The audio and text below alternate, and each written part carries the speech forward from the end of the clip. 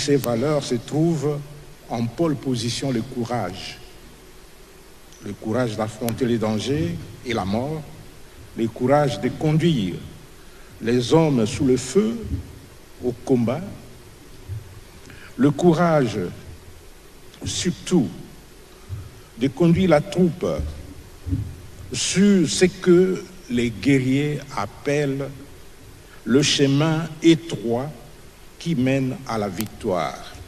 Oui, ce chemin est tellement étroit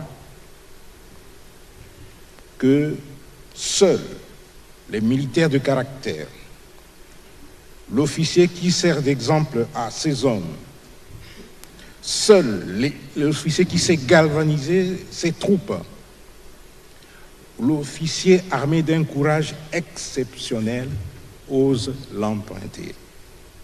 Cet officier est un véritable leader, comme je l'ai dit tout à l'heure, pétri des valeurs morales strictement nécessaires à l'accomplissement de sa mission de chef militaire.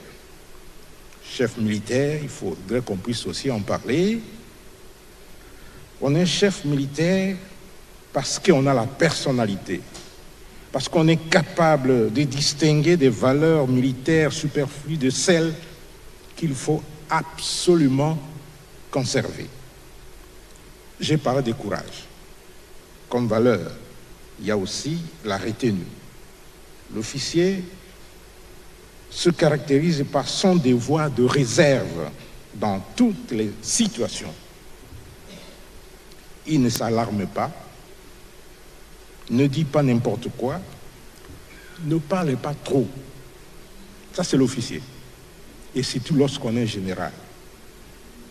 La loyauté envers les institutions légalement établies est une autre vertu cardinale qui doit habiter l'officier. Une loyauté pimentée de patriotisme éprouvé et sans équivoque. L'officier ne trahit point. Un officier qui trahit n'en est pas un. Il y a aussi l'honnêteté, le sens de l'honneur, l'intelligence, l'esprit de décision affûté, l'esprit d'anticipation, le charisme ou les dons de plaire, de s'imposer dans sa vie publique, d'avoir de l'influence sur les autres, le sens de l'écoute, l'abnégation, des fortes capacités de travail, surtout le travail bien fait, seul ou en équipe. L'essence des responsabilités et, dans les pires moments de son parcours professionnel, l'officier est appelé à se doter de génie pour sortir de l'impasse et de travailler sous stress et sous tension. Car, Monsieur le ministre, vous-même, moi je vous appelle comme un général, je vous ai toujours considéré comme un général. L'armée et la nation ne pardonnent point à un officier qui échoue et qui s'effondre. Et ça, c'est un principe cardinal. Au sein de l'armée, ils sont nombreux, je voulais dire au sein de notre armée, ils sont nombreux à faire partie de cette race de chefs militaires exceptionnels. Et ils font la différence, et sur le champ d'honneur, et dans les états-majors où ils sont appelés à travailler avec dévouement, abnégation, professionnalisme et dans des conditions difficiles et stressantes.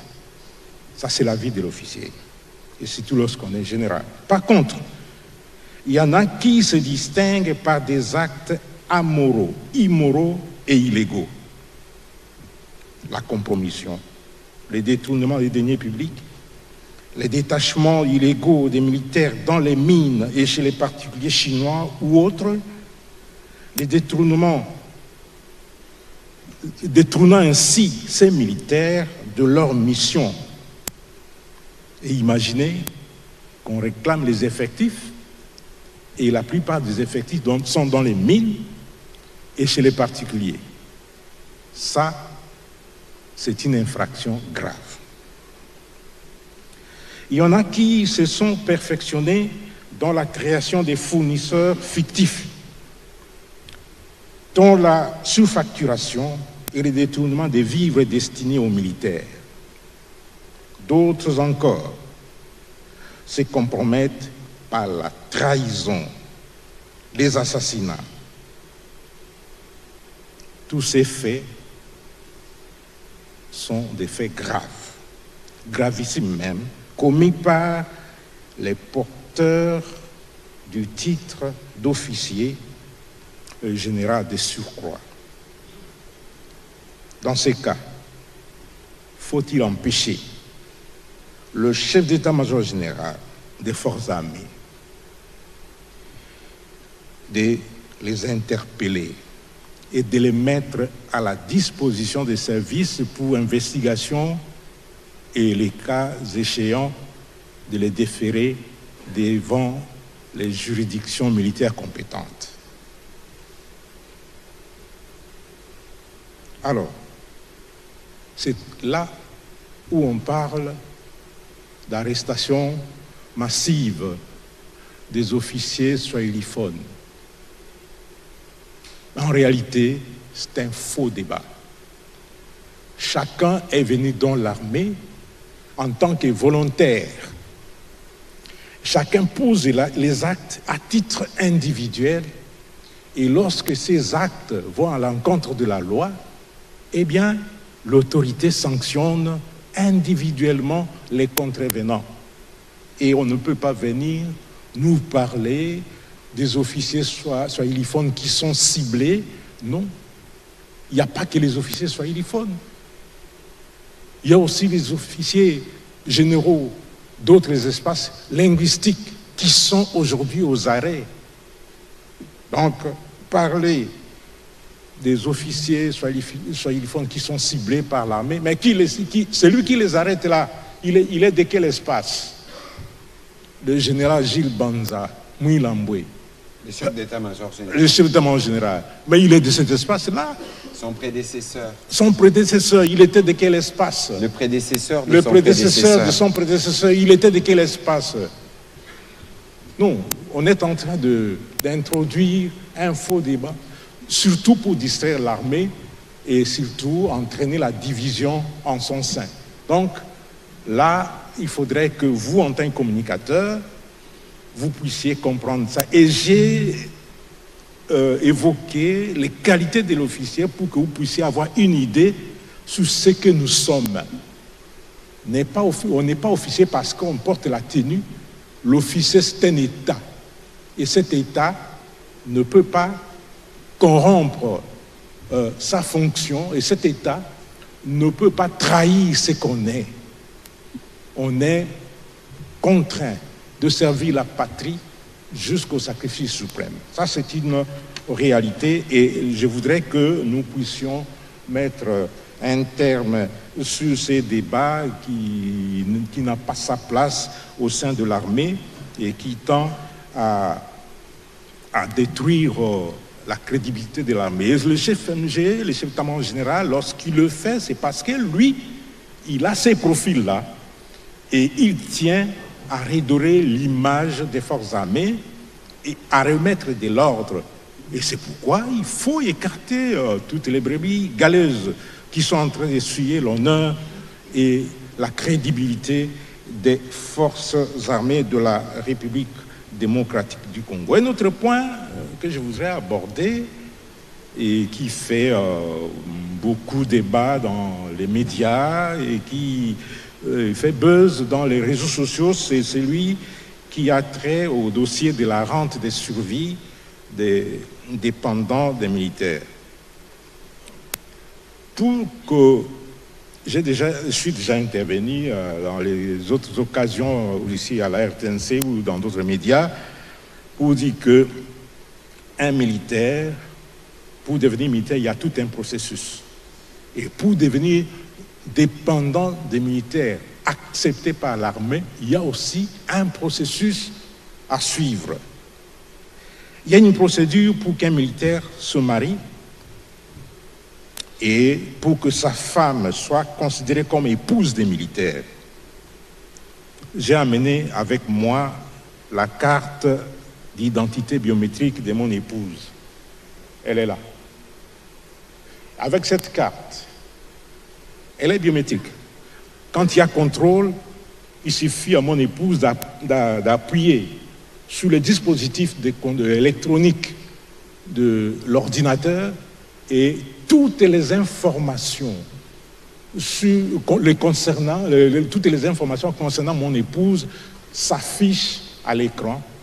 Et on sait que c'est l'épouse de telle, elle est née à telle année, le mariage a eu lieu à telle date, et ainsi de suite, et on a autant d'enfants qui sont reconnus par l'armée.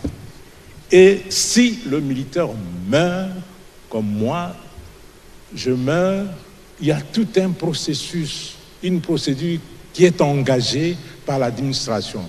La première personne concernée, c'est les commandants de l'unité. Moi, je suis commandant d'unité. Dernièrement, j'ai perdu un colonel. Je viens de perdre un caméraman. Alors, ce que je dois faire, c'est quoi? Envoyer le télégramme à la hiérarchie, à ma hiérarchie, pour signifier le décès, informer la hiérarchie du décès. Deuxièmement, je dois constituer son dossier et l'envoyer pour la rente de survie. Si le cas de décès est survenu pendant les opérations, sur le terrain des opérations, il y a un rapport qui est envoyé à la hiérarchie et à ce moment, ce rapport sera suivi d'un dossier constitué qu'on doit envoyer à l'état-major général via la voie hiérarchique pour que la rente de survie et tous les frais y afférents soient débloqués. Une fois arrivé à l'administration centrale, à l'état-major général, le sous-chef d'état-major général de l'administration s'en occupe, il traite les dossiers et l'envoie au niveau du ministère de la Défense nationale, c'est-à-dire au secrétariat général du ministère de la Défense nationale, qui s'occupe du reste. Mais dire que la rente de survie des militaires n'est pas prise en compte, non. La question, c'est dans la procédure. La plupart des veuves d'orphelins que vous voyez crier, ce sont des veuves et orphelins qui ne répondent pas aux critères. Et chaque fois, lorsque l'inspectorat général descend sur le terrain pour contrôler, il y en a qui n'arrivent même plus puisqu'ils n'ont même pas les dossiers appropriés. Mais général, sur cette question, vous allez continuer. D'accord. Quand vous dites qu'ils ne répondent pas aux critères, qu'est-ce que cela veut dire? Parce qu'on ne peut pas se présenter soi-même comme veuve ou orphelin de militaire sans que l'on ait eu un mari ou un parent militaire. Oui. Un exemple. Le soldat X vient de terminer la formation. Les gens qui ont été recrutés dernièrement, ils ont terminé leur formation. La loi dit qu'ils doivent s'engager pour 7 ans d'exercice. 7 ans, les soldats. Et pendant ces 7 années, avant de renouveler son engagement, son contrat, il doit rester célibataire sans enfant. Il doit rester célibataire sans enfant. Mais lorsqu'il est aux opérations, et il se marie, ce mariage est illégitime dans les yeux de l'armée, puisque l'armée ne prendra jamais en compte ce mariage-là, même les enfants qui sont nés de ce mariage. Pourquoi? Parce que la loi dit que le soldat doit rester célibataire jusqu'à l'accomplissement de ces 7 premières années. Et, oui. Vous avez promis d'être pédagogique. Voilà. Quand vous dites soldat, ça veut dire c'est lié à l'âge, c'est lié au jour où il commence dans l'armée. Il faut nous expliquer parce que... Si je parle des soldats des rangs. Soldats de rang. Des soldats des rangs. Ça veut dire c'est lui qui sort de la formation. De la formation, il est deuxième classe, ou il est première classe, caporal, disons oui, caporal. Tout ça, ce sont des soldats des rangs. Il y a des principes qu'on doit respecter. Pour les officiers, c'est la même chose. Je vais donner un exemple. Un officier qui va au front, l'officier, on ne peut pas trouver un général célibataire quand même. Il n'y en a pas. Le général célibataire, les dames, vous qui me suivez, si un général vous dit qu'il est célibataire, c'est qu'il veut abuser de vous. Il veut abuser de vous. Un général célibataire n'existe pas. Et lorsque le général se déplace aux opérations, un colonel se déplace aux opérations, le lieutenant, tout ça, il a son épouse quelque part enregistrée dans la base des données de l'armée, la base des données administratives. Mais lorsqu'il part, il trouve une femme quelque part. Je pars par exemple de l'Équateur à l'Équateur, là où il est en opération, ou à Beni, là où il est en opération, et la femme va croire que c'est son mari. Mais le jour où le contrôle vient, on vous demande d'apposer les doigts dans les dispositifs. Il n'y a rien, il n'y a aucune information qui sort parce que. Et puis lorsqu'on contrôle, on met le numéro matricule du militaire, on voit la photo et les informations de son épouse légitime. Et dans ces cas, que devient cette épouse-là, les Yakatofanda, que les militaires attrapent partout à travers leur campagne? C'est ça le grand problème. Mais le problème n'est pas là. Le problème, c'est que si les militaires se marient, alors il faudrait que ce mariage soit légal et légalisé. Et si le mariage n'est pas légalisé, il y a un problème, puisque l'épouse du militaire doit être enregistrée dans la base des données. J'ai quelques dames qui sont sorties de Toumbangaj, qui sont chez moi, qui sont venues avec des bébés. Je leur ai dit, mais comment ces bébés seront-ils pris en charge, même au niveau médical? Je suis obligé d'intercéder auprès du corps de santé militaire pour qu'on demande, pour solliciter la prise en charge de ces enfants-là, Excellence. Bon, voilà. Je ne sais pas si vous avez encore quelques commentaires à faire, mais sinon nous allons procéder. Oui, quelques commentaires. Je vais terminer par rappeler quelques dispositions légales sur ce que je viens de dire ici. Les dispositions du statut du militaire des forces armées de la République démocratique du Congo. J'ai promis être pédagogique aujourd'hui. Eh bien, je vais parler de la loi numéro 13/005 du 15 janvier 2013 portant statut des militaires des forces armées de la République démocratique du Congo. L'article 11 stipule qu'aucun militaire ne peut faire l'objet au sein des forces armées des mesures de discrimination en raison de son sexe, de sa religion, de son origine familiale, de sa condition sociale, de sa résidence, de ses opinions, de son appartenance à une race, à une ethnie, à une tribu, à une minorité culturelle ou linguistique. C'est pourquoi nous disons que la question des généraux swahiliphones arrêtés est un faux débat. Ce qu'on fait, c'est appliquer la loi. Lorsque quelqu'un est en contradiction avec la loi, eh bien, nous, on est militaires. La discipline veut qu'on puisse être rigoureux en matière du respect des principes, des consignes et des lois. L'article 12, le militaire jouit de tous ses droits et libertés reconnus aux citoyens. Toutefois, l'exercice de certains d'entre eux est soit interdit, soit restreint dans les conditions fixées par le statut. Et le statut fixe plusieurs conditions. Article 16. Le militaire doit, en tout temps et en tout lieu, respecter les institutions de la République, s'abstenir de toute activité contraire à la Constitution et aux lois de la République. Il doit veiller à la sauvegarde des intérêts de la nation, éviter de compromettre l'honneur et la dignité de son État et de sa profession. Il doit servir le pays avec conscience et courage jusqu'au sacrifice suprême. Mais quand vous allez à l'encontre de cette disposition, le chef d'état-major général et la justice militaire vous attrape.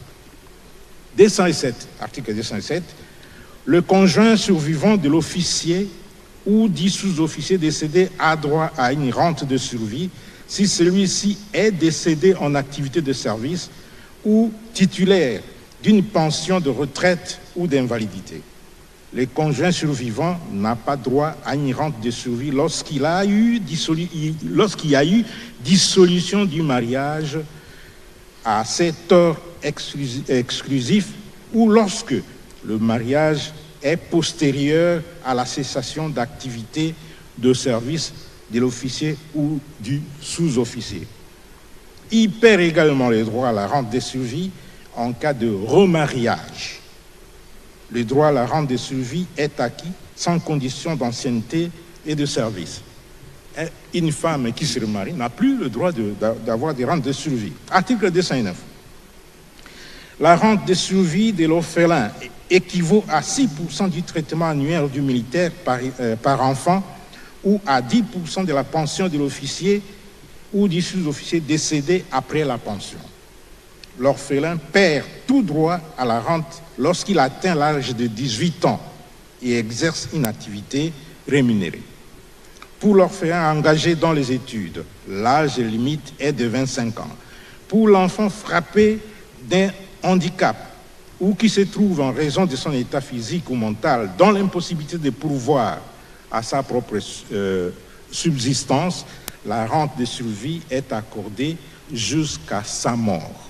Et vous allez voir qu'il y a même des gens qui réclament, qui se disent qu'ils sont orphelins à 40 ans. Article 223. La durée du service actif pour le militaire de rang est de 7 ans renouvelable une fois, 3 mois avant l'expiration du terme. Pendant les 7 ans, les militaires n'ont pas droit au mariage et à avoir une progéniture. En cas de violation de cette dernière disposition et en cas de décès du soldat engagé qui n'a pas encore terminé son terme, son épouse est déclarée illégitime et non éligible à la rente de survie. Il en est de même des orphelins potentiels, sed lex, dura lex, dit-on.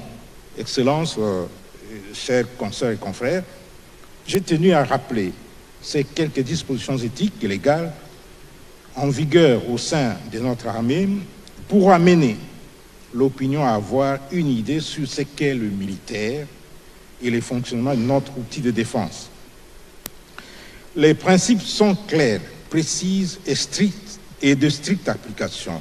Le moindre dérapage entraîne l'indiscipline et amène le contrevenant à subir la rigueur de la loi. Ne dit-on pas avec raison que la discipline est la mère des armées? Excellence. Voilà, merci beaucoup, Général. C'est justement cette phrase que j'avais eu à rappeler hier à l'occasion du briefing qui m'a permis de revenir notamment sur la question par rapport aux arrestations. Général, vous savez que le principe ici, c'est les questions directes pour nous permettre d'apporter des éléments d'éclairage pour des préoccupations portées par des professionnels de médias. Ce soir, nous commençons par M. John Kanyunyu. Je vais demander à M. Félix Matuidi de se préparer, à M. Gilbert Foundier-Liévin de Zolo d'avancer. Merci, Monsieur le porte-parole du gouvernement Patrick Mouyaya pour la parole. J'ai deux petites questions à poser au général Sylvain Kenge, que je connais de longue date d'ailleurs. Moi, général, vous avez tout dit sur la qualité d'un officier militaire. Je dis, vous avez tout dit sur la qualité d'un officier militaire.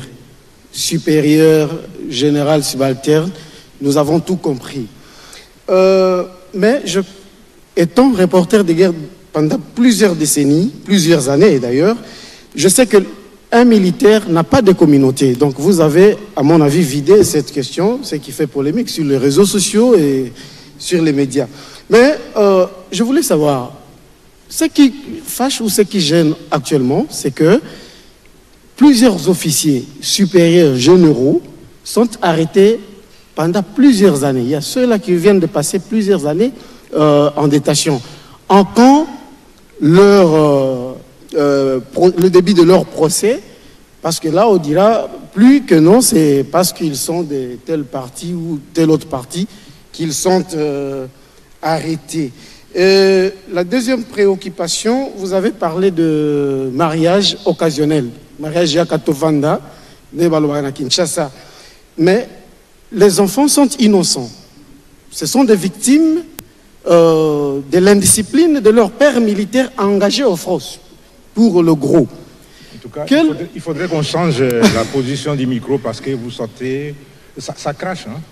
Oui, je disais ceci, je me répète. Les enfants issus de ces mariages occasionnels sont des victimes. Et ils ont droit à avoir... Ils doivent avoir quand même un parent. Quelle décision ou la hiérarchie militaire prévoit quoi pour retourner ou faire entrer ces enfants dans leurs droits? Parce qu'ils n'ont jamais demandé à leurs parents militaires engagés au front, que j'appelle, excuse-moi, indisciplinés, de s'engager avec leur maman alors qu'ils avaient ou qu'ils ont des épouses dans d'autres provinces. Merci beaucoup. Merci, John. Un militaire n'a pas de communauté, effectivement. Moi, c'est ce que j'ai appris depuis les centres d'instruction, à travers les écoles militaires, à travers ma vie professionnelle. C'est ce que moi j'ai appris. Le militaire n'a pas de communauté. Le village, le secteur, la chefferie, le territoire, la province, la communauté du militaire, c'est la République démocratique du Congo, point barre. Et je vais ajouter quelque chose. La loi est claire là-dessus. Le militaire n'a pas de syndicat. Le militaire n'a pas de syndicalistes. Alors, il ne faudrait pas que les gens se constituent en communauté pour défendre un militaire et raconter des histoires dans les réseaux sociaux. Puisque le syndicat des militaires, c'est son chef. C'est sa hiérarchie. Celui qui défend le militaire, c'est sa hiérarchie. Mais ce n'est pas vous. Ce n'est pas votre communauté. J'ai vu la levée, le bouclier des communautés lorsqu'on a arrêté certains officiers. Non. Ça, c'est inciter les militaires à commettre des actes contraires à la loi et à la discipline. Et cette attitude-là est punissable par la loi. Là, l'auditorat militaire peut vous poursuivre pour ça. Donc, il ne faudrait pas que le militaire ne peut pas s'affilier à une association, à un syndicat ou à quoi que ce soit, une association tribale, tout ça. La loi interdit ça. La loi interdit. Donc, c'est clair là-dessus, vous avez raison. D'ailleurs, vous travaillez avec les militaires depuis très longtemps et vous connaissez la coutume et les us en vigueur au sein des armées. S'agissant des enfants issus de ces mariages que j'ai appelés illégitimes, effectivement, ce sont des victimes, hein, des victimes innocentes. Mais à la fin des comptes, l'armée trouve toujours des parades pour pouvoir trouver un moyen de procéder à l'enregistrement de ces enfants-là. Mais ce n'est pas du tic au tac puisque la loi l'interdit. Ce n'est pas du tic au tac. Mais ça peut aussi créer des problèmes dans le foyer, hein, dans les foyers dits militaires. J'en ai connu. Mais ce qui est vrai, c'est qu'on est humain et des fois, on laisse passer certaines situations, mais la loi l'interdit. Voilà, merci. On va prendre la question de M. Liévin de Zolo. Merci beaucoup, Monsieur le porte-parole de l'armée, mon général. J'ai religieusement suivi votre pédagogie. Alors, ma question est celle-ci. C'est en rapport avec la dernière sortie médiatique du général Kasha Maluboya, le gouverneur de l'Ituri. Alors, peut-on parler des soldats d'errant dont il faisait allusion quand il parlait de la suspension de leur solde ou des officiers? Deuxièmement, comme la discipline est la mère des armées, y a-t-il des sanctions prévues à cet effet quant à cette sortie médiatique s'il s'avère fausse? Merci. Merci. Vous parlez de la sortie médiatique du général Louboya. Je ne suis pas qualifié pour parler de ça parce que le général Louboya a une double casquette. Il est à la fois lieutenant général, officier de l'armée, c'est mon chef, et il est aussi politique. Il a une casquette politique en tant que gouverneur militaire. Hein? Et il a fait sa déclaration, c'est sa hiérarchie qui apprécie. Ce n'est pas moi, je n'ai pas qualité pour apprécier ce que lui a fait, mais il a une hiérarchie à la fois militaire et civile pour apprécier ce qu'il a fait et prendre les dispositions qui s'imposent. Si ça a été, c'est allé à l'encontre de ce que moi j'ai dit ici. Quelles sont les sanctions dans l'armée? Tout comportement a une sanction positive ou négative. Si vous faites bien votre travail, vous serez sanctionné positivement. Si vous faites mal votre travail, vous serez sanctionné négativement. Tout est prévu dans l'armée. Nous avons nos règlements militaires. Les règlements, il y en a plusieurs. Hein. Chaque domaine d'activité de l'armée a un règlement et c'est régi par des lois. Donc là-dessus, ce n'est pas à moi de le faire. Moi, je suis pas de la, j'appartiens pas, je ne fais pas partie de la hiérarchie du gouverneur. C'est ça, la hiérarchie qui va apprécier. Général, il y avait une question de John Kanyunu tout à l'heure qui revenait justement sur les cas des officiers qui ont été arrêtés pendant plusieurs mois. Et il fallait évidemment être en mesure de dire ce qu'il en est exactement parce qu'eux aussi ont droit à des procès. Oui, nous sommes en guerre. Et la guerre, c'est une circonstance exceptionnelle. Là, vous devez le retenir. Et à certains moments, si le commandant suprême déclare l'état de guerre, on peut même réquisitionner, monsieur le ministre, on lui donne l'uniforme, on peut réquisitionner vos médias. Et vous n'allez pas dire que nous sommes... Je suis déjà en uniforme. Voilà, nous sommes en dehors de la loi. Non, on est en guerre et il y a certaines circonstances exceptionnelles qui sont appliquées. Il y a des officiers qui sont arrêtés pour des raisons évidentes. Imaginez qu'en Ndolo, il y a des officiers qui ont été condamnés pour avoir détourné 20 000 $. Là, c'est une réalité. Je connais un ami général qui a été condamné parce qu'il a autorisé le déplacement d'un véhicule de l'armée pour des fins autres que celles de l'armée, et ce véhicule a connu un accident et lui, il a été emprisonné. Il a été condamné. Et imaginez quelqu'un qui détourne 200 000 $. Imaginez quelqu'un qui détourne 1 million de $. Et les gens disent que parce qu'on les arrête parce que ce sont des soyiphones. On les garde longtemps en prison. Non, non. La procédure, nous sommes en guerre, la procédure en temps de guerre, elle est telle que ça doit être de cette manière-là. On approfondit tout. On a tous les éléments avant d'envoyer quelqu'un, de le déférer à la justice militaire. Les gens disent, on parlait des officiers swahiliphones, mais il n'y a pas que les officiers swahiliphones, il y a même les officiers d'autres, je l'ai dit, d'autres espaces linguistiques. Mais chacun a été arrêté pour une infraction posée individuellement. Donc ça, c'est une réalité. Et rassurez-vous que le temps qu'on fait là-bas, on ne va pas passer une éternité. Dès que le service termine les investigations, il boucle les dossiers et les dossiers seront transmis obligatoirement à la justice militaire pour la suite. Mais ce qu'il faut retenir aussi ici, c'est que l'armée, comme tous les corps, est réglementée. Et qu'il va de soi que chaque fois, c'est pas pour rien qu'il y a des sanctions ou des mesures disciplinaires qui sont prévues, y compris dans les rédactions.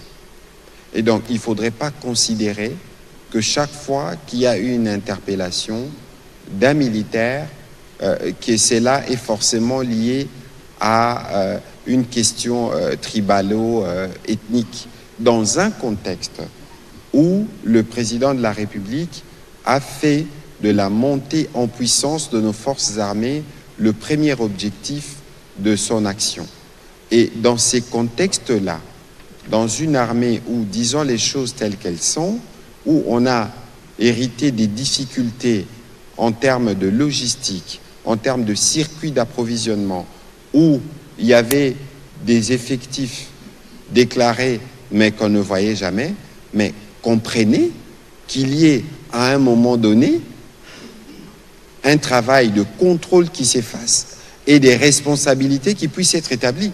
Comment vous voulez nous demander de nous assurer que nous faisons la montée en puissance de l'armée, que nous la rendons plus forte, mais comment voulez-vous nous reprocher en ce moment-là, lorsque on remarque que tel acte qui a été posé n'a pas été posé dans les règles de l'art, qu'on interpelle? Nous sommes dans un contexte où on l'a vécu. Les troupes sont engagées au front, il y a des traîtres. On a vécu où nous sommes engagés, où un major ou un commandant fuit ou ne répond pas à son devoir. Mais pourquoi voulez-vous que l'armée ne puisse pas tirer les conséquences d'un tel comportement? Donc, il faut que, quelque part, que nous tous nous sachions que nous, comme gouvernement, en l'occurrence l'armée comme corps, est en droit de s'organiser à tout moment, que chaque fois qu'il y a des brebis galeuses, que chaque fois que les règles ne sont pas respectées, on en tire les conséquences. Pour autant qu'on donne les moyens de défense à tous ceux qui sont interpellés pour que cela puisse se faire de la manière dont la justice, que la justice recommande plutôt. Donc il faut que cela soit bien clair, ça éviterait d'avoir de suspicions inutiles dans un contexte où il y a trop d'attention qui sont accordées à l'armée par rapport à la situation que nous avons et que parallèlement, beaucoup des moyens sont engagés. Nous devons nous assurer que ces moyens parviennent aux troupes et ceux qui, dans leur gesticulation ou dans leur action, ne font pas parvenir les moyens destinés aux troupes, ne nous empêchez pas de tirer les conséquences. Et surtout qu'il y en a qui sont interpellés et relaxés. Et maintenant que les efforts sont mis pour améliorer les conditions de travail et de vie des militaires, on ne peut pas se permettre de voir les officiers dilapider les moyens mis à leur disposition par les gouvernements. Voilà, merci. Monsieur Félix Matuidi, allez-y s'il vous plaît. Excellence, merci pour la parole. J'ai deux questions pour le général. Au général, où serait à l'heure actuelle le général Gabriel Amisi Tangofor? Selon une certaine opinion sur la toile, il aurait rejoint la rébellion avec des millions de dollars concernant la rente des militaires engagés au front. L'autre question concerne l'opération Ngemba. Selon les informations à notre possession, il y a certains insurgés Mobondo qui ont été sensibilisés par la RAD, mais à l'heure actuelle, ils sont abandonnés à leur triste sort, et ce qui occasionne des pillages, des tracasseries et autres maux dans cet espace Grand Bandundu. Alors, que prévoit l'armée pour ramener tous ces insurgés dans selon la planification établie? Hier, j'ai parlé avec, je ne sais pas, il a fait aujourd'hui. Le général d'armée ami Sekumba Gabriel, il a fui aujourd'hui. Puisque c'est vous qui me donnez cette information-là. Mais je suis sûr que s'il nous suit, il est en train de rigoler dans sa maison. Puisque hier, j'ai parlé avec lui. Hein, le communiqué que vous avez vu passer à la RTNC sur les contrôles biométriques, les contrôles de l'inspectorat général qui est prévu, c'est lui qui me l'a envoyé. je ne sais pas s'il est parti aujourd'hui, mais j'ai doute fort. Les millions d'argent issus de la rente de survie des dépendants, lui, il ne les gère pas. Lui, son rôle, c'est contrôler et rendre compte. C'est ça le rôle. C'est l'IGF de de l'armée. l'IG, Inspectorat général de l'armée. C'est l'IGF de l'armée. L'IGF de l'armée ne touche pas aux espèces. Oui, c'est contrôler les fonctionnements de l'armée, contrôler comment on gère les ressources humaines, les ressources matérielles, les ressources logistiques, contrôler comment les finances sont gérées et y faire rapport au ministre de la Défense. Il ne gère pas des millions, à part ses frais, les frais de fonctionnement qu'on lui envoie. Il ne gère pas des millions. Et je ne sais pas. Je ne sais pas s'il a fui, mais moi, au niveau de l'armée, nous n'avons pas cette information-là. L'Excellence a toujours parlé des gnosologues. Ah, c'est peut-être au niveau de ces gnosologues-là, ils peuvent nous donner les précisions. Mais moi, j'ai parlé avec lui hier. Non, c'était avant-hier. Avant-hier soir, il m'a appelé, il m'a dit qu'il allait envoyer les communiqués. Et les communiqués, je les ai envoyés à madame la DG de la RTNC pour diffusion. Voilà. Et en ce qui concerne les insurgés Mobondo, il y a des sensibilisations qui sont menées, et par la RAD, et par l'armée, et par même le gouvernement. Et ce qui est vrai, c'est qu'à leur niveau, ils ne s'entendent pas. Il y a des affrontements entre eux. Dernièrement, vous avez suivi un colonel autoproclamé a été tué par les autres factions de Mobondo. Mais ce qui est vrai, c'est que nous continuons à mener les opérations. L'armée continue à mener les opérations au même moment que la sensibilisation continue. Et si les gens ne veulent pas se rendre, nous allons poursuivre les opérations. Il y a l'opération Gemba qui est là, qui continue à faire son bonhomme de chemin. Voilà. Voilà, merci. On va prendre la question de M. Félix, de M. plutôt Gilbert Fundi. Merci, Excellence. J'ai deux questions, une pour vous et la seconde pour mon général. Excellence, l'ONG Human a rendu public aujourd'hui quelques exactions et tueries exécutées par le M23 en février dernier dans la ville de Goma. Comment le gouvernement réagit-il à cette triste annonce? Pour mon général, il me semble qu'il y a absence d'une communication efficace sur l'opération Gemba. À quand le focus sur quelle opération? Opération Gemba. Gemba, oui. À quand le focus sur cette communication? Voilà, merci pour votre question. Bon, je pense que c'était la semaine dernière. Nous étions ici où on est revenu sur le rapport d'Amnesty International. Comme je le dis et je le répète, ceux qui occupent actuellement Goma, c'est... Il y a une expression que j'aimais beaucoup dans l'histoire, mais c'est une histoire triste. C'est des bouchers. Parce qu'en réalité, si vous devez collecter, au-delà de toutes les preuves que nous avons, des témoignages que nous enregistrons, lorsque vous lisez le rapport d'Amnesty International sorti la semaine dernière, lorsque vous lisez le rapport de Human Rights Watch sorti aujourd'hui, vous vous rendez compte de la barbarie, de la terreur et de la gouvernance par crime. J'insiste sur le mot crime, parce que la volonté claire, c'est de s'aimer la terreur. La volonté claire, c'est de dire, plus on tue, mieux c'est. Parce que plus on tue, plus on sème la terreur, plus on est craint. Et c'est tellement paradoxal de voir les mêmes qui sont auteurs de ces crimes odieux, de ces massacres, vouloir se présenter comme des sauveurs. j'entends de bruit du genre Kinshasa punit les populations du Kivu parce que les secteurs bancaires n'est pas opérationnel. J'y avais répondu ici. Mais tenez-vous bien, quelle est la banque qui va, par exemple, accepter de travailler avec un mouvement qui est sous sanction américaine? Qu'on ne vous trompe pas, les leaders, ces supplétifs,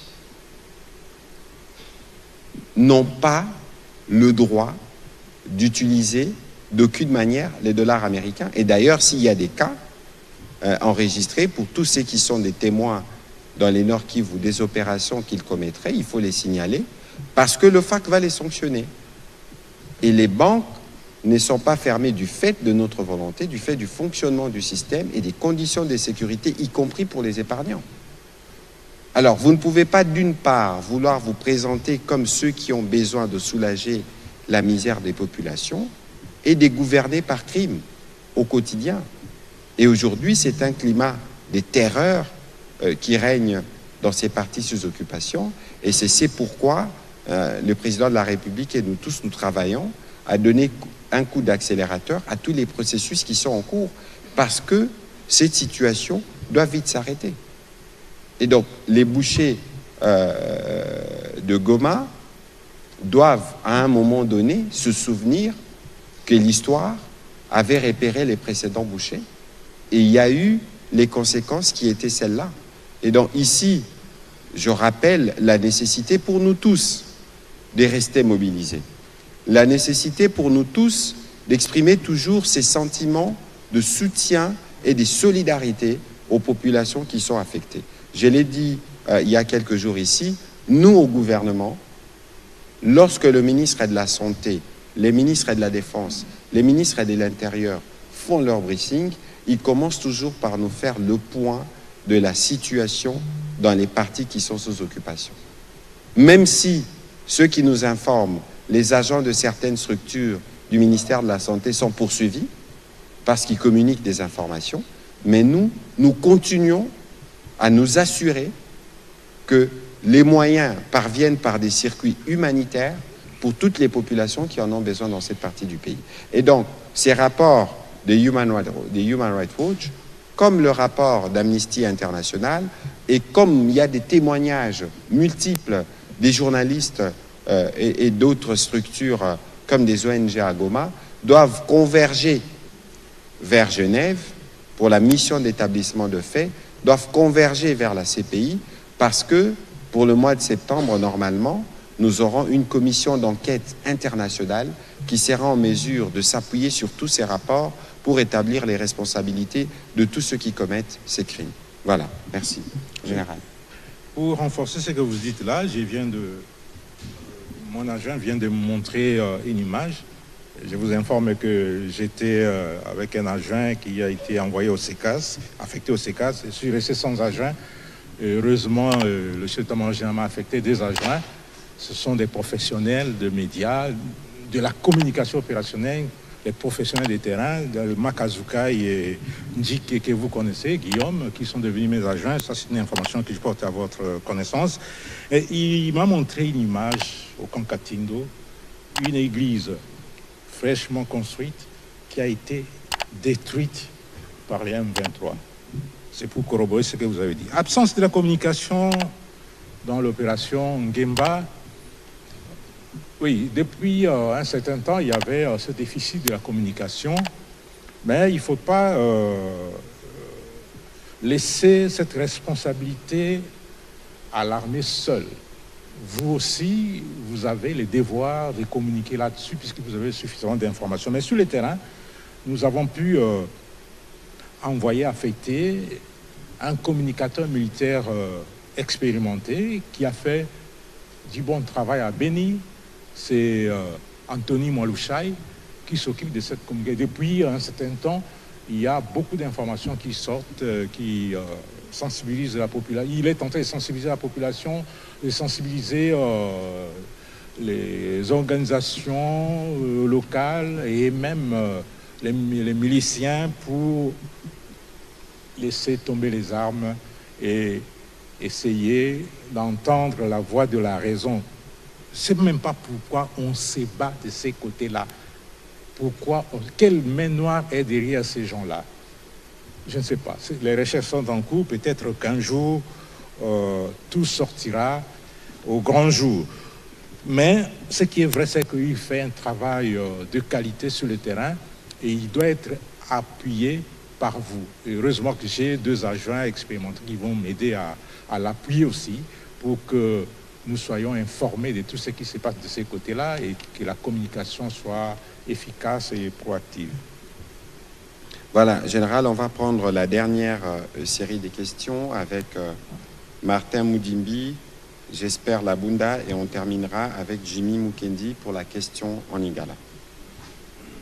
Merci, Excellence, pour la parole. Mon général, les briefings de ce soir a eu des visées pédagogiques. Nous avons reçu un certain nombre d'informations autour de l'armée. Ceci m'amène à vous demander, est-ce que c'est possible, dans le cursus d'un militaire au sein de l'armée, que ces derniers puissent devenir officier général, c'est-à-dire général de brigade, général-major à moins de 30 ans? Est-ce possible? Vous dites qu'ils deviennent? Je n'ai pas compris la question en tout cas. Je demande si dans le cursus normal d'un militaire au sein des FARDC, s'il est possible que ces militaires deviennent officier général, c'est-à-dire général de brigade ou général-major à moins de 30 ans. Est-ce possible? À moins de 30 ans. À moins de 30 ans. À moins de 30 ans. À moins de 30 ans. Oui. On va prendre la question de M. J'espère Labunda. Merci beaucoup, Excellence, pour la parole accordée. Mon général, en perspective de la couverture santé universelle initiée par le chef de l'État, il est prévu une dotation d'une carte nationale d'assurance santé qui permettrait bien sûr aux militaires d'accéder aux soins de santé sans contrainte financière. Question: comment comptez-vous accorder ces privilèges aux dépendants des militaires dans les zones sous occupation? Merci. Voilà, Général, on peut reprendre 2 questions en français. Ensuite, on terminera avec la question en lingala. Merci, Excellence. Général, en moins de 30 ans, il ne faut pas oublier que nous venons de loin et nous venons d'une situation particulière. Il y a eu, pendant la Deuxième République, puisque moi j'étais formé militaire pendant la Deuxième République, c'était difficile d'escamoter les grades. Il n'y a que les aumôniers et les médecins aussi qui pouvaient sauter des grades. On les recrutait au grade de sous-lieutenant et puis le lieutenant directement. Et puis il devenait, après lieutenant, il devenait major et ainsi de suite. Puisque c'était un statut particulier à l'époque. Mais moi, j'ai été recruté pour faire la carrière d'officier. Puisqu'il y a la carrière de soldat et la carrière d'officier. Il y a aussi la carrière des sous-officiers. Général, parce que vous faites la pédagogie, dites-nous, la carrière du soldat, c'est soldat de première classe, soldat de deuxième classe. Voilà. Il peut s'arrêter au grade de caporal. Et donc on est soldat, soldat de première classe. On est recrue d'abord. On est recrue, voilà. Recrue, soldat de deuxième classe, soldat de première classe et puis caporal. Là, il peut s'arrêter là. Pour devenir sergent, il doit passer par une école, une formation. Il y a l'école des sous-officiers. Et là, il devient sergent et il peut passer premier sergent, sergent-major, premier sergent-major et il s'arrête là. Pour devenir adjudant, il doit passer par une école. Et lorsqu'il devient adjudant, puisque de sergent jusqu'à adjudant-chef, ça c'est la carrière des sous-officiers.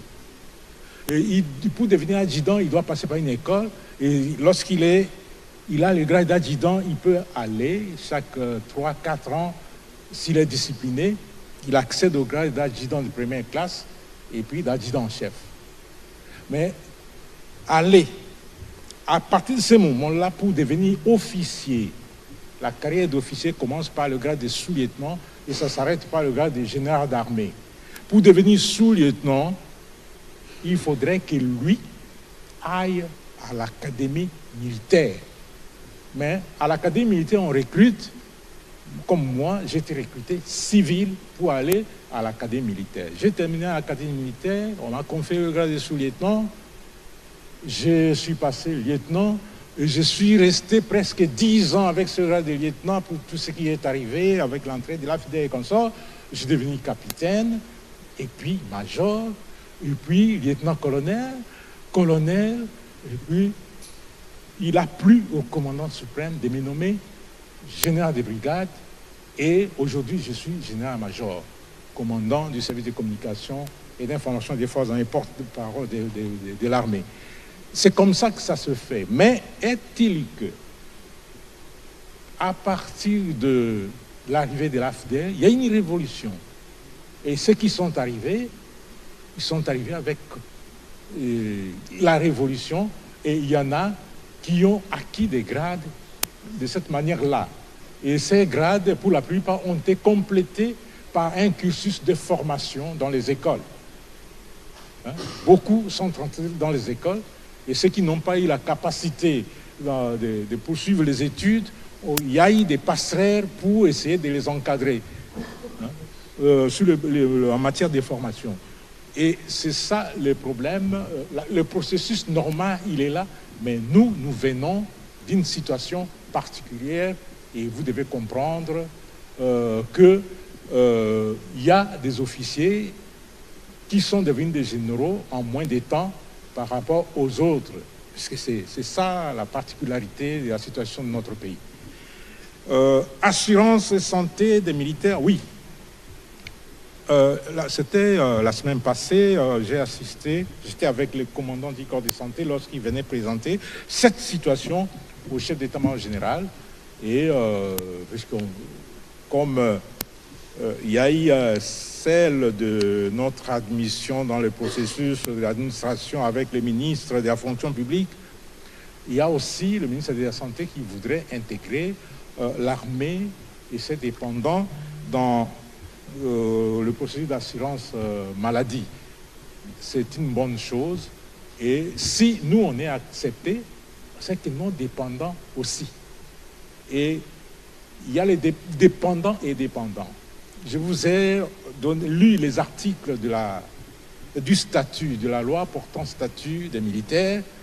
Quand un enfant dépasse l'âge voulu, et s'il n'est pas dans le processus d'études, de formation, alors cet enfant-là se prend en charge.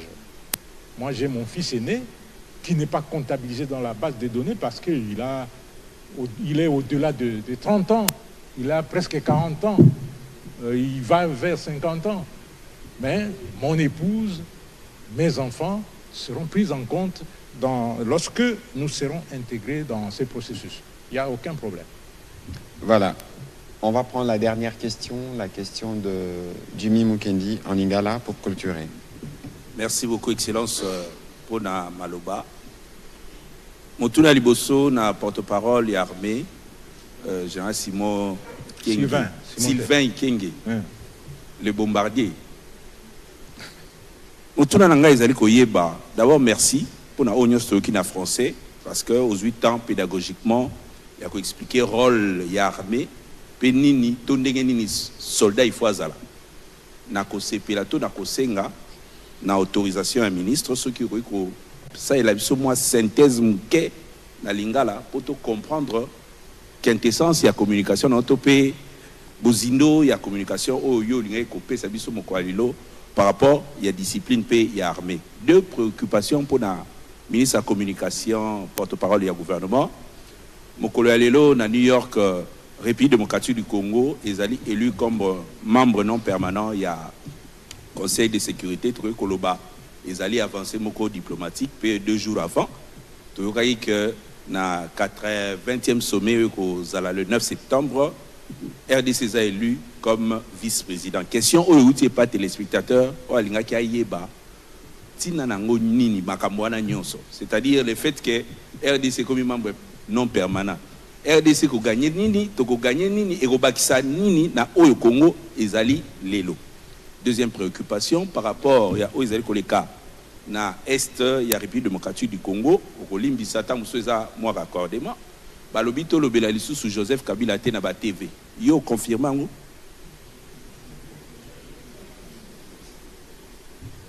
Olobeli yango déjà.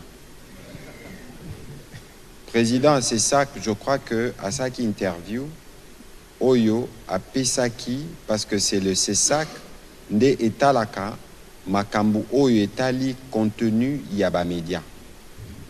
Je pense que azala qui précis a Pesaki pe ba raison ba pandisango ndenge organisation na biso ezalaka mutu na mutu azaka na limite ya compétence na ye. C'est le CESAC qui s'occupe du contenu des médias et c'est le CESAC qui s'assure il y a copé sa ba directive, il y a couverture, il y a ba makambu mibale misato en tenant compte du contexte autozanango. Je crois que ba kanonionso CESAC azaranango bozanango oyo CESAC epesi netinzela.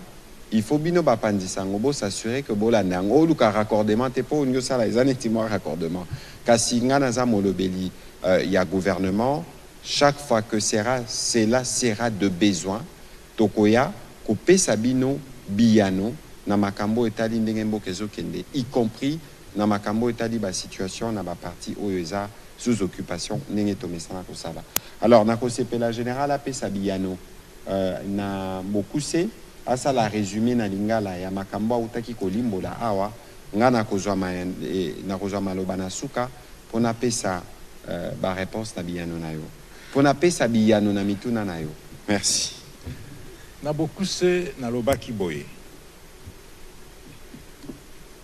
soda o babengi officier puisque tous en troupe puis tous en ba sous-officier na ba officier mais o babengi officier yende mokonzi ya mampinga mutu na moto na esika na ye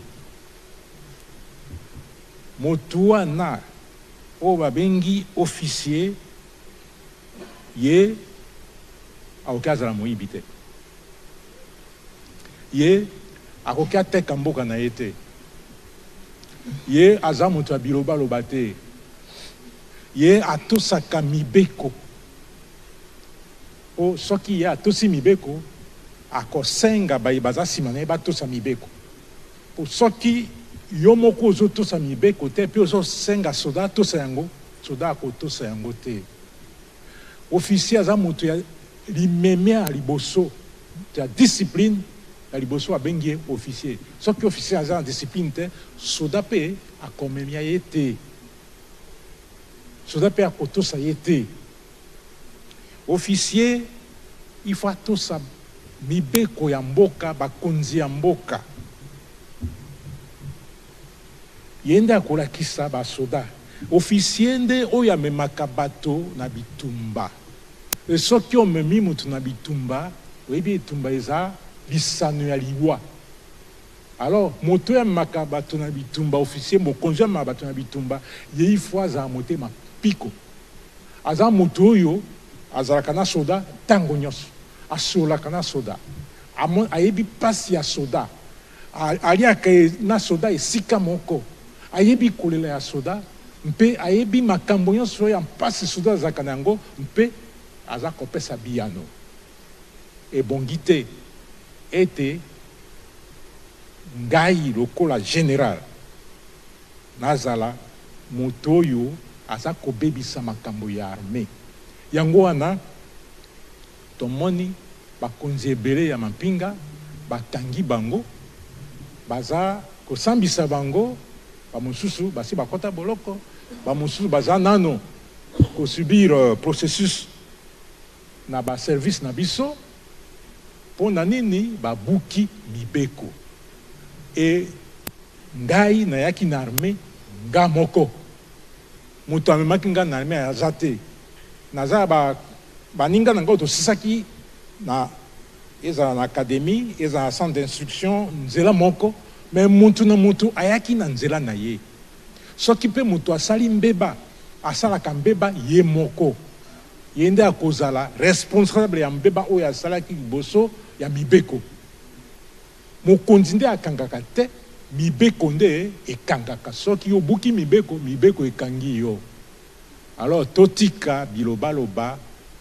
oyo baswahili bakangi bango baza kolandaka bango bongo mokonzi ya liboso ya mapingo aza nsima ya commandant suprême ye aza nani seza moswahili oyo azalaki liboso na ye azalaki nani moswahili oyo mpe azalaki liboso ya oyo azalaki liboso na ye azalaki nani moswahili bakonzi oyo epa na ye na eta major na ye nani aza adjoint na ye mokitani na ye ya liboso moswahili bakonzi ebele baza na mapinga baswahili eza te mpo na kolanda baswahili eza eloko moko te na armée bapekisa biloko wana ya kosible bato ngai mboka na ngai naza na tata mama akufa naza na mboka na ngai oyo nga na botamba na village na ngai naza na secteur na ngai naza na territoire na ngai naza na province na ngai lokola nazalaki civil lokola nakoma soda village na ngai groupement na ngai territoire na ngai province na ngai kombo na yango République démocratique du Congo et wana eza mpo na basoda nyonso na bapolisier.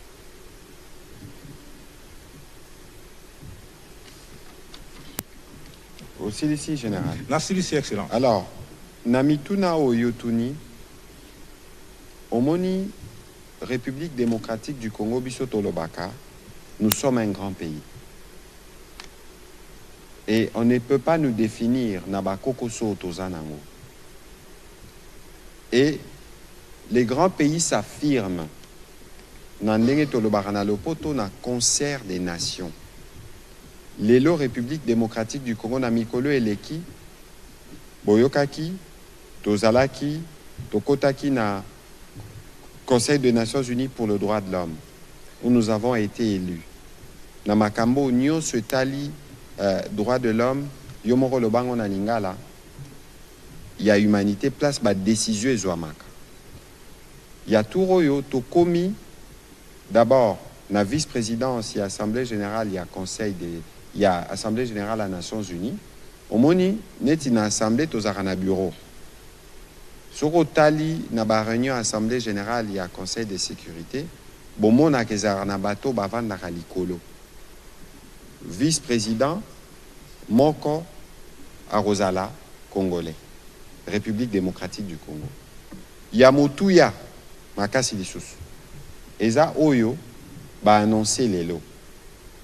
Après le vote, 183 sur 87, la République démocratique du Congo a Rosala parmi les 15 pays membres du Conseil de sécurité.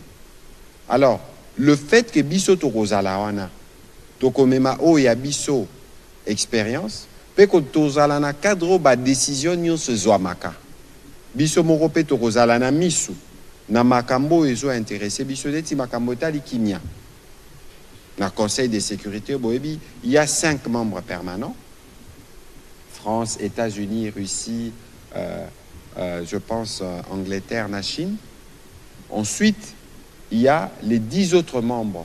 Au Bayaka qu'on rejoindre les 5 pour basa la Conseil de sécurité. Oyo, eza organe et réglaka tous les problèmes liés à la paix na sécurité na mokili. Ça veut dire organe oyo et traitaka makamo etali droit de l'homme na Genève tozana kati bino moko bomonaki tout à l'heure dans le baki makambo ba mission d'établissement des faits makambo ba commission d'enquête internationale o ezali koya pona makambo etali bato bazo boma boma na Goma na Bukavu. Ensuite tozana conseil de sécurité kasi na kati kuna tokolobela kaka makambo etali bisote po kimia ezonga tokolobela pe makambo etali ba conflit mususu tokolobela pe makambo etali na lopoto balobaka multilatéralisme comment ba structure hein oyo ya mokili ekobandi ekoki kobanda ko concourir à régler ba problème. Na katiwana, n'oubliez pas aussi, il y a une réforme au président de la République à Lobaka, bisope ba africain, tozana posa tozala pe représenté comme membre permanent. Il y a Conseil de sécurité parmi les 5. Makambo Taliba réforme. Donc, Ezaba Kozoyo, ministre Nabiso Affaires étrangères, Maman Thérèse Kaikwamba, Azaki Kolandelana, équipe je pense que Oyo, Eza victoire Moussous, photo Bakissa. Naba victoire Oyo, toujours engagé au plan diplomatique. Tobo Sanate, les Tozana Mapinga, depuis 2022, Tobiman embargo. Todo Barali Solo Anamingite, mais on a fait 18 ans. Namboko yo o armée kokaki o sombata officiellement mundu kité. Donc ce qui to lobi tout ça la liste il y a ba victoire diplomatique au tozui na président Félix Antoine Tshisekedi en tout cas ba congolais faut ba betela maboko. Nakobaki saboye parce que pendant que tozo solo la awa les conseils d'administration il y a Banque mondiale viennent d'approuver un financement de 1 milliard de dollars pour Inga 3. Tobanda kobeta masolo inga banda kala. Ya touro bisiko otokomi lelo. Financement, conseil d'administration, ya Banque mondiale baouti ko approuvé 1 milliard. Na phase à Liboso, Torotalana nous comment on va traiter makamba population riveraine. Alors, tovandaka batubako sala makelele a kuna mboka ngobo et détournement mboka ngo corruption mais bozomo na ndenge tozo avancer. Ce qui gouvernance la biso zaki makasité. Ndeba avancé oyo tozo zango pété. Ndeko Jimmy Mukendi, il faut qu'on y ait l'air to le changement des narratifs. L'air to le mbo kezo changé. Que président de la République, premier ministre, un peu biso gouvernement, tola la raté. Ba résultat, les années tinzete l'air écolaka. Et ça la ramakele l'était hein. Ti au mona ah nzete kolé komi ko pesa mon pépé. Tozana processus oyo to planter belé, ba nzete komi ko kola malin mais malin pe ba congolais bango moko ba komona ba dividende. Ceux qui bomoni ke ba dongolo miso ba koma rosala biso bitumba eza po ba luka bacha moi frein mais Congo ko telema po tozana système à congolais telema. Merci général. Nous sommes à la fin de cet exercice de redevabilité. On a voulu faire un peu de pédagogie ce soir pour que les uns les autres comprennent mieux les efforts que nous consentons d'abord sur la prise en charge de militaires et de leurs dépendants, mais aussi sur le fait que l'armée, on ne peut pas penser pouvoir tribaliser les questions de l'armée, surtout lorsque cette armée veut s'assurer que tous les responsables commis à des différents postes de responsabilité s'acquittent de leurs tâches en toute transparence. Effectivement, Excellence, ce qu'il faut faire, c'est que nous devons cesser de spéculer autour des questions militaires. L'armée est suffisamment organisée. Chaque unité arrêtée l'a été pour avoir été en conflit avec la loi individuellement. Et ils ont été, chaque unité a été également en conflit avec les règlements militaires. Qu'on ne cherche pas à diviser l'armée. L'armée, c'est le socle de la nation. Il faut l'épargner du poison rwandais, comme vous avez l'habitude de le dire. Le chef MG, sous la houlette du commandant suprême, est en train de remettre de l'ordre dans la boutique. Ce que nous devons faire, c'est l'aider à avancer et aller de l'avant pour que l'armée retrouve ses lettres de noblesse. Voilà, merci beaucoup, Général, pour les précisions que vous avez apportées sur ces différents sujets. Merci à vous aussi, mesdames et messieurs de la presse, de vous être particulièrement mobilisés et bonne soirée chez vous. Merci.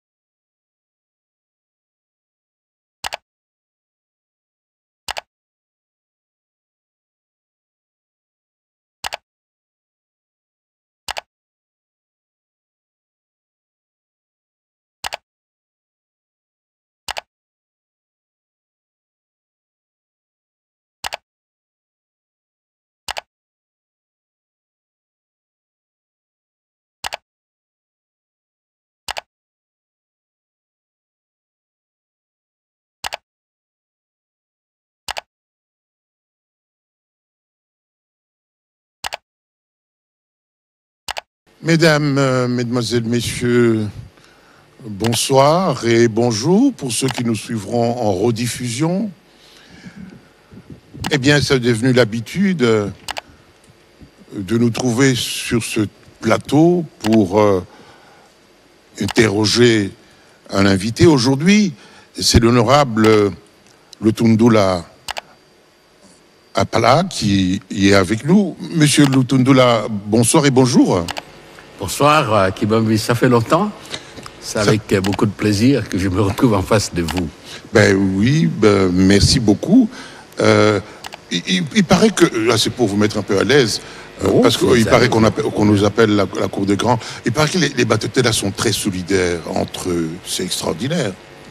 Bon, les Batetela sont des unitaristes de manière globale, et donc les Batetela considèrent que si Dieu a voulu qu'ils soient au centre, il leur avait donné une mission, c'est de rassembler, et donc nous devons être solidaires avec tous les Congolais. C'est très clair. La première question, c'est généralement notre ami Oscar Mbalkaïj qui la pose, parce que nous sommes dans ces lieux. C'est lui le directeur de l'information de la télévision nationale. Ensuite, je donnerai la parole à mon ami William Kalengai, qui est patron de Géopolis.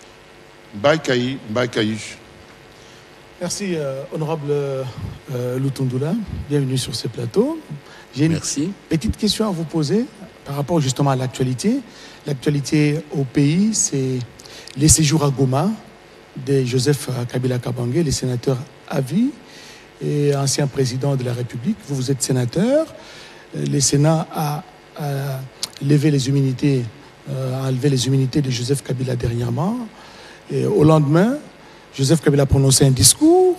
24 heures après, il se retrouve à Goma. Aussitôt arrivé à Goma, il a visité les centres de formation des militaires de Rumangabo. Il a commencé des consultations. Une opinion estime que les séjours de Kabila à Goma, c'est pour laver Kagame. Votre réaction? Bon, peut-être qu'on va voir comment on va procéder. On aura un mot à dire sur l'ensemble du discours. Mais ce que je peux dire à ce stade, par rapport à votre question, je ne sais pas qui a conseillé ça, mais à sa place, je ne l'aurais pas fait. Parce que, d'abord, il ne faut pas oublier que le président d'Israël a un devoir, une obligation de réserve. Ensuite, je l'ai suivi. J'ai suivi le président, je l'appelle toujours président. C'est un peu comme l'enseignant, on appelle toujours maître. Oui. L'ancien président, quand j'ai suivi son intervention, j'ai retenu un peu ce qui suit, brièvement. Il a fait une communication, le réquisitoire contre le régime actuel. Et de ce réquisitoire, il conclut que voilà, militaire, il a prêté serment pour servir le pays. J'essaie de traduire, je ne fais pas de mot à mot, jusqu'au sacrifice suprême. En fait, qu'il y reprend. Hein, il reprend du service. Du service en disant, maintenant, il va se battre, pour ne pas dire, il va combattre contre la dictature.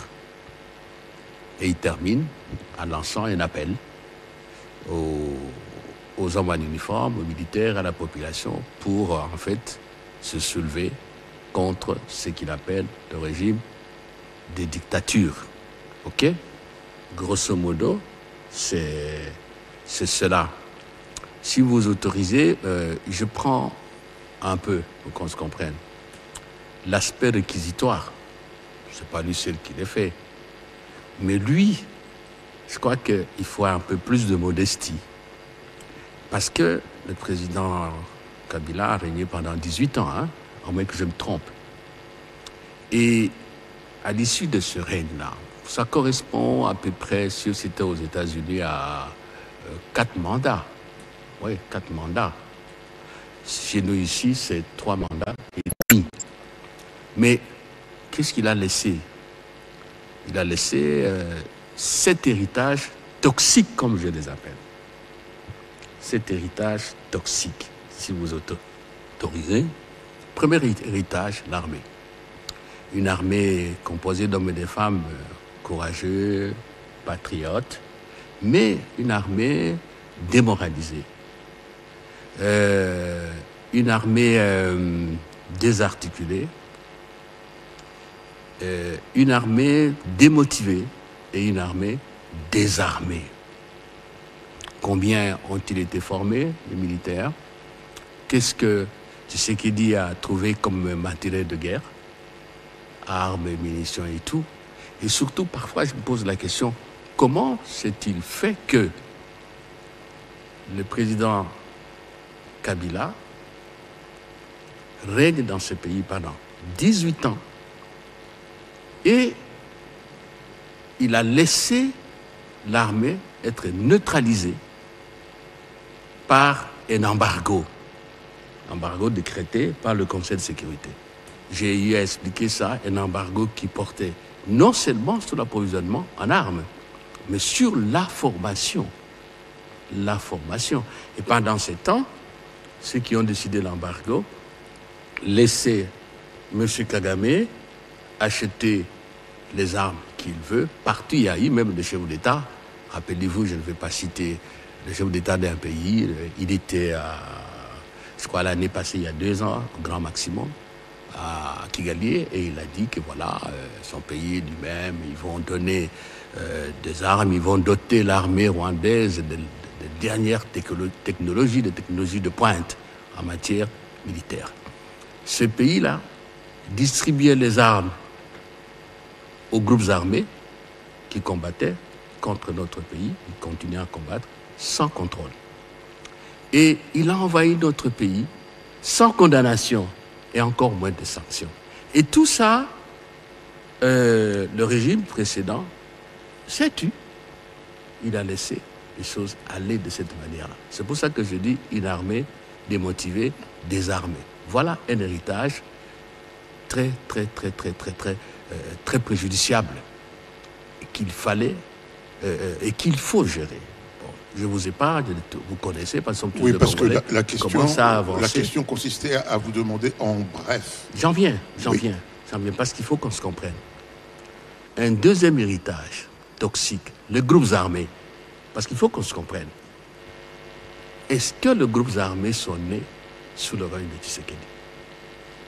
Ils sont là depuis longtemps, depuis lui. Et s'ils continuent, parce qu'on est dans l'actualité, avec l'M23, c'est parce qu'on n'a pas solutionné la question de groupes armés. C'est très clair. Si vous êtes malade et que la maladie est récurrente, ça signifie que soit on a mal diagnostiqué, soit qu'on n'a pas soigné comme il faut.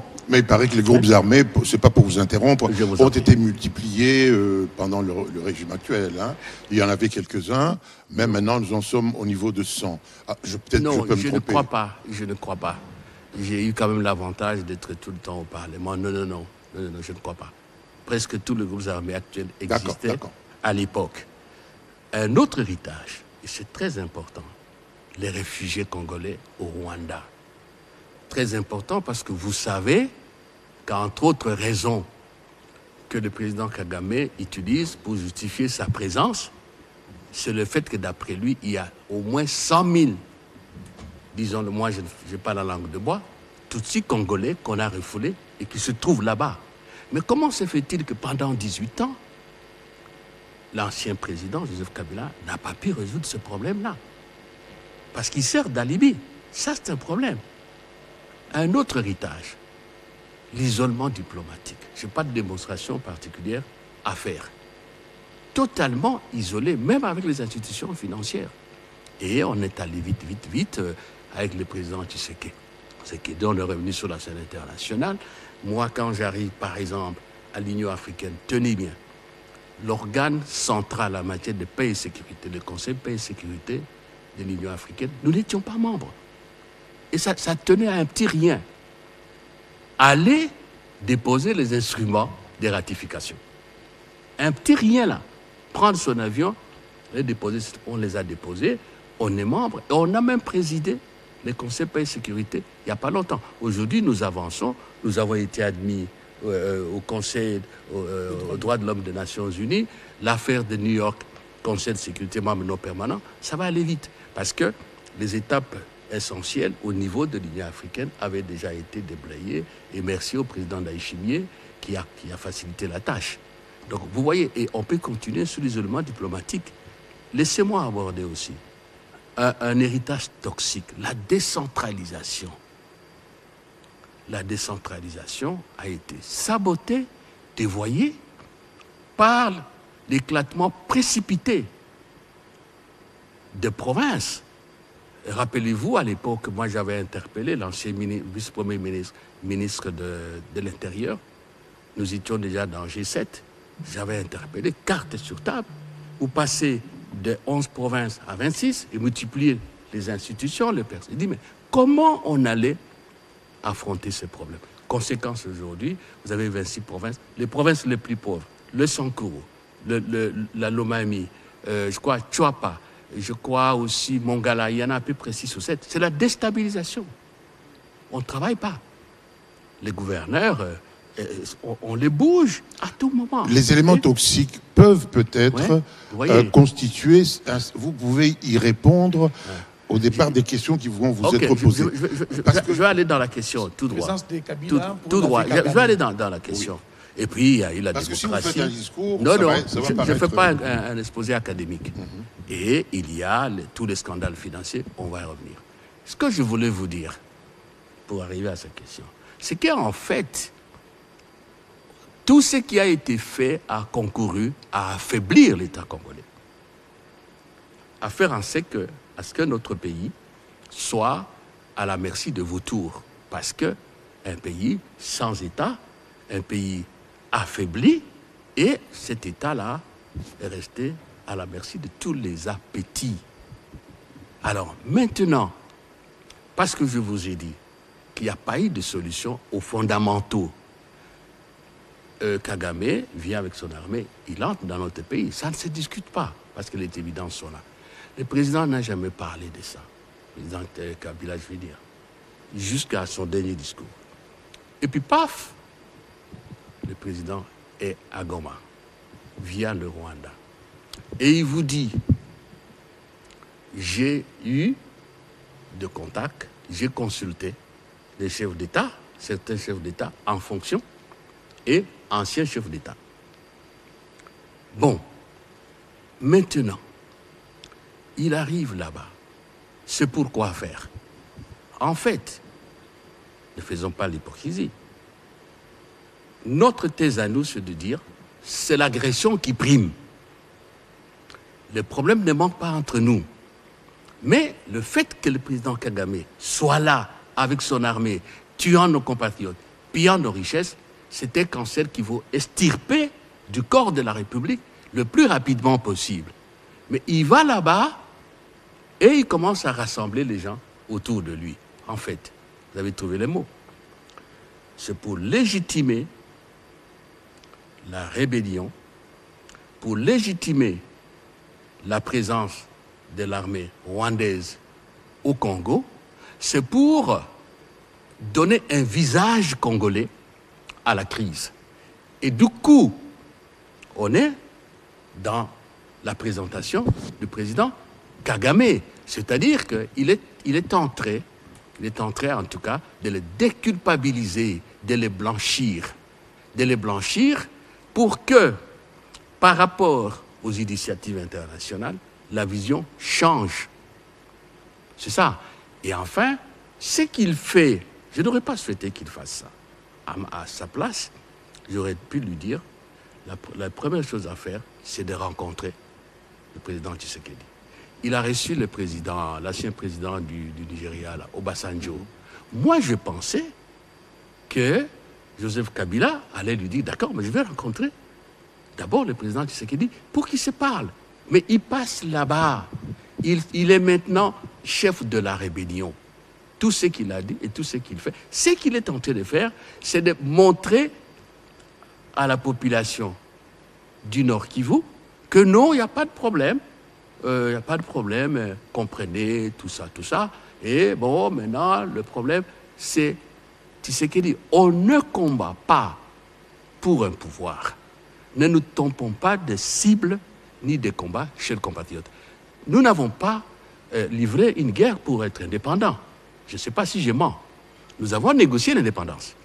Maintenant, là, c'est la guerre pour consolider notre indépendance, pour faire en sorte que la République démocratique du Congo, cet espace de 2 245 000 km², soit un État indépendant, souverain, dont l'intégrité territoriale est respectée par tout le monde. Sans cela, nous aurons vendu notre identité et notre pays. Voilà. Merci. Voilà. Merci, honorable Tundoula. Nous restons toujours sur cet aspect de Joseph Kabila à Goma, mais les Sénats entrent en jeu peut-être pour compliquer les choses, parce que si nous sommes dans une logique de rapprochement des points de vue et des sorties des crises, les Sénats lèvent les immunités et créent un problème théorique chez les juristes et chez les penseurs. Est-ce que les Sénats avaient le pouvoir de lever les immunités d'un ancien président consacré dans une loi sur les statuts du chef d'État? En réalité, on pense même que c'est M. Lutundoula qui était au cœur de la manœuvre. Alors, pour l'histoire, on devrait quand même savoir si, quelle procédure judiciaire, juridique, comment le Sénat s'est donné le pouvoir d'élever ses immunités. Bon, je crois qu'il faut d'abord corriger. Ce n'est pas une affaire de M. Lutundoula. Je suis sénateur. Il était président. Je suis sénateur. La commission, c'était vous. S'il vous plaît. Oui. Je suis sénateur. Je suis ce que je suis.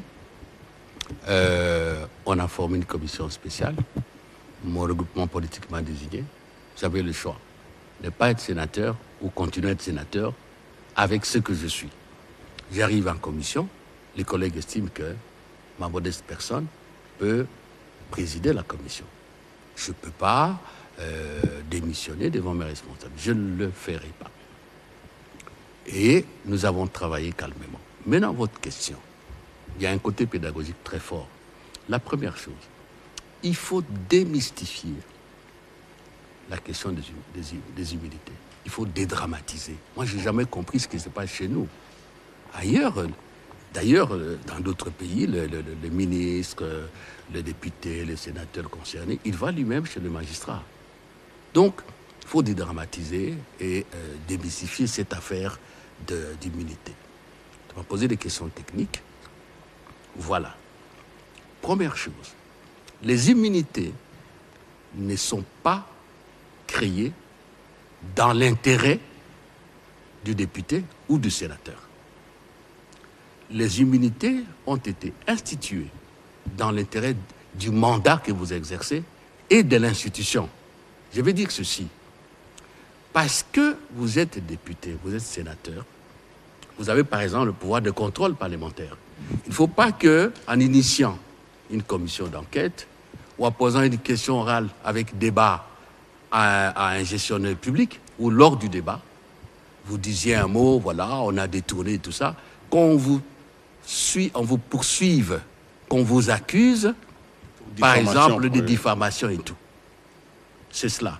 Et il ne faut pas non plus que, dans l'exercice de vos fonctions, vous avez posé un acte, dit bon, celui-là, il faut quand même aller le faire dormir quelque part dans un amigo ou en détention préventive pour que lors de débat tel, il ne soit pas là-bas. C'est pourquoi les immunités existent. Et quand vous lisez l'article 107, je parle des immunités parlementaires.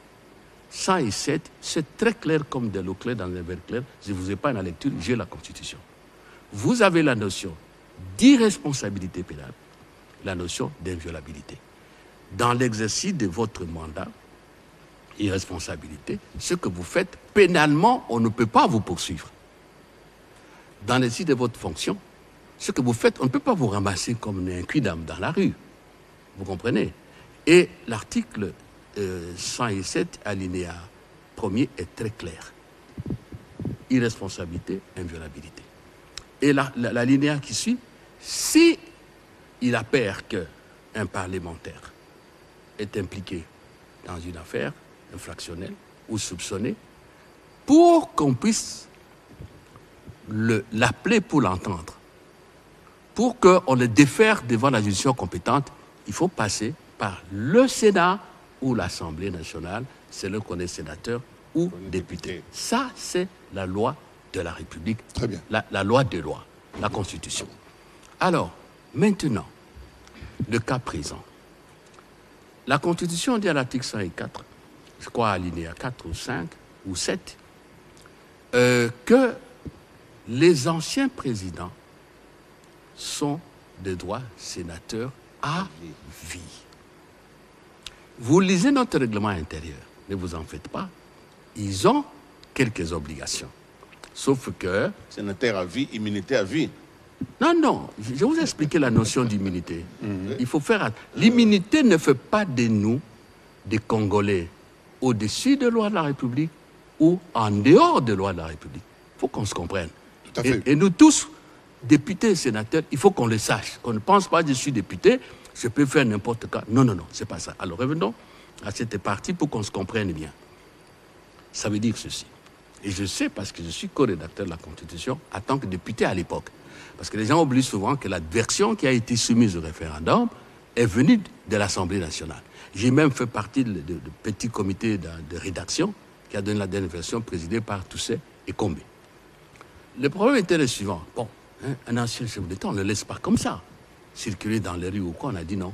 On lui donne le statut de sénateur à vie.